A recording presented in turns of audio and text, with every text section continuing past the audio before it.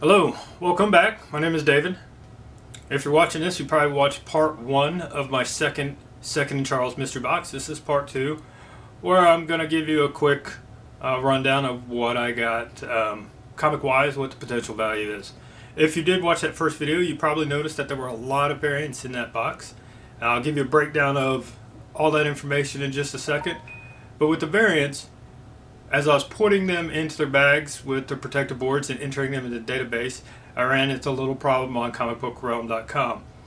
The website is community supported, so it's up to the community to provide information on any missing issues or titles they may find. So, and that's what I did. When I came across one of the titles that was missing the variant that I had, I would post on the forum what that variant was. They would add it to the database, and then I could go back and upload a cover scan to the database to help complete that. And one of the things with variants lately is that over the years, over the last 5-10 years maybe, they've exploded. You can get issues with upwards to 25 different variant covers. So not all variant covers are going to be worth more than cover price. And they play a printing game, if you will. The variants that normally increase in price pretty drastically are the ones that are very limited run, either 1 in 25, 1 in 50, 1 in 100, or by a very specific author. So just keep that in mind when you're looking for variants. When you stumble across those variants, go ahead and grab them. You never know, as long as it's at a good price. But also just be aware that things like you're going to see here, the fried pie variants that I got, those are kind of mass produced. I think one of the numbers that I saw while looking at them was like 3,000 made, 5,000 made. So that doesn't really limit its rarity. It is less than a 10,000 or 20,000 comic book round. But just keep that in mind. So with that said, let's get to it and we'll see what comics I got. Alright, so I got the comics set out before me. I'm going to just go through and give a quick overview of what I got and note any areas of interest, if you will. So with this box, again, it's a mystery box, 50 comic books for just $25 from Second and Charles. Well, we didn't quite get 50 comic books in this box.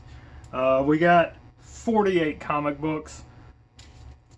I don't know if there was supposed to be a comic book in this trifold. I have a feeling it should have been Welcome to Show Side number 1, but it was not in the trifold. So that's takes us down from 50 to 49, and then just overall there was one comic missing out of the 50 books that were supposed to be in there. But with that said, out of all these comics that I got, I had 42 variants and only 6 non-variants out of 48 comics.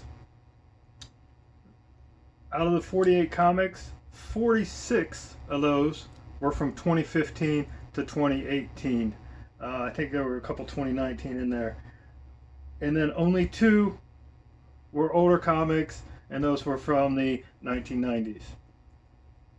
Another interesting note is that there are 37 first issues, and that leaves 11 non-first issues. So potential value-wise of these comics, since these are all newer comics, they all have a higher cover price, and a lot of times variants, unless you order them direct, are going to be sitting on the shelf at the local comic shop already marked up from the cover price. So a lot of times I've seen things like these fried pies. The cover price might be $3.99, but they'll automatically be bagged and marked up at $7.99. Just give you an idea when you're doing variants.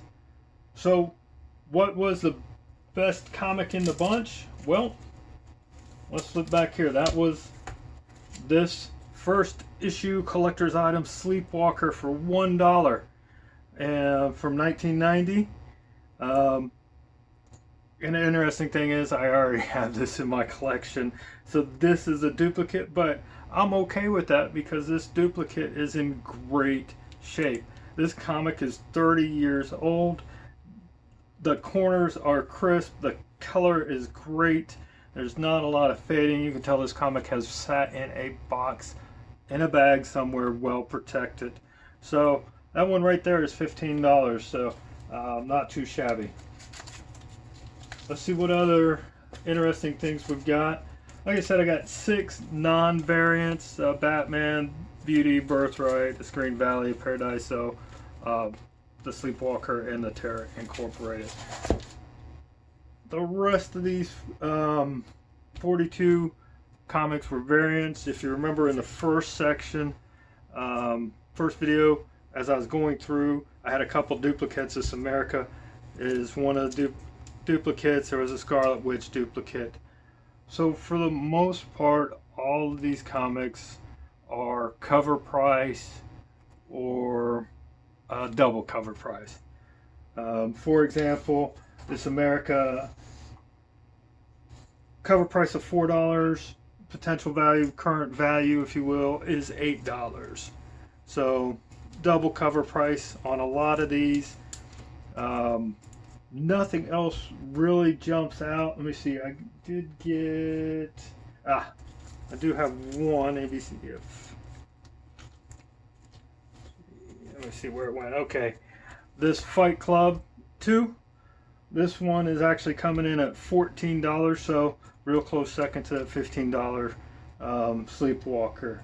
And then there were a couple $10, $11, $12, $13 ones. Overall, there were 13 issues between $10 and $14, just to give you guys kind of an idea of what was going on with that. Other than that, not really much to talk about. Just give you a comparison, value-wise, how this box did. Right now, the value is for 46 comics. I mentioned that there are 48 comics. 2 of those have not been entered into comicbookrealm.com yet, because I'm still waiting on that update. But out of 46 comics, I paid $23, 50 cents a piece. They have a potential value of $319.36 with a potential profit of $296. That's not too shabby. So if you figure I spent $23 on 46 comics and I have the potential to make $300. That's pretty good. Now, just to give you a couple points of comparison, the 40 comics from the Ollie grab bag, I only made a potential profit of $114, not even half. And then the first grab bag with that $70 key issue was only a potential profit of $225. So this box, since these are all newer issues, newer comics, and most of them were variants, even though they were pretty much mostly fried pied variants. There were some BAM, Books A Million variants. It has the potential to be the highest earner so far out of the 3 videos. So we'll see. We'll keep an eye on everything and hope something goes up in value and we can get rich. Alright, thank you all for watching. This concludes the second and Charles Mystery Box Part 2. So, what do you guys think? Is it worth it? I'm getting my money's worth. I think I am. Just like always, I'm paying $25. I'm getting 50 comics. I'm actually taking time to read some of these as I go through them. Don't read them all, because some of the titles just don't really interest me. But that's how it is with comics in general. We collect what interests us initially, and then maybe as we get more into the hobby, we'll branch out and find issues that are valuable that we don't personally feel a connection to, that we can turn around and sell and get the ones that we do feel. So with that said, I don't know when my next video on comics is going to be made. I've got an idea that maybe in 2 weeks I'll have a surprise guest, if you will, with a surprise video. And guest, it just means he's a friend of mine. So thank you for watching, and I'll see you next time.